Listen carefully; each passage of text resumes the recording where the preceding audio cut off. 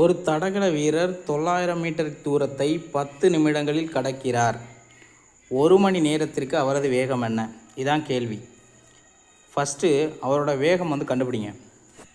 வேகத்துக்கு என்ன formula? Speed is equal to distance by time. ஓகேங்களா? இதில் டிஸ்டன்ஸ் என்னது? 900 மீட்டர். அதை எழுதிட்டு டைம் 10 நிமிடங்கள். இதை அடித்தா என்ன வருது? 90 மீட்டர் 1 நிமிடம்.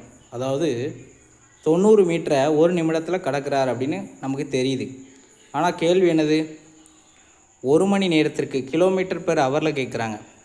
இப்போ டிஸ்டன்ஸையும் கிலோமீட்டரை மாற்றுங்க, டைமையும் ஹவராக மாற்றுங்க. சரிங்களா? 90 மீட்டரை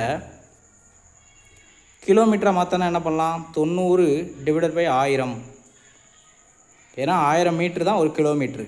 அப்போ 90 பை 1000னா அது கிலோமீட்டராக மாறிட்டு அப்படின்னு அர்த்தம்.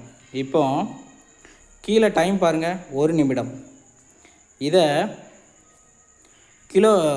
ஹவராக மாற்றோம்னா 60ஆல் வகுக்கணும். சரிங்களா? இப்போ இது ஹவராக மாறிடுச்சு. இப்போ இதை சால்வ் பண்ணால் என்ன ஆன்சர் வருமோ அதான் ஆன்சர். ஃபஸ்ட்டு இதை சிம்பிளாகிக்கோங்க. இன்ட்டு 60/1 இருக்கும். இப்போ அடி கொடுங்க. 2 0 அடிபட்டு போயிடும். 6 போது 54 டிவைடட் பை 10. இது கிலோமீட்டர் பெர் மணியில் இருக்குது. அப்போது 5.4 kilometre per hour. Answer option A. Thank you.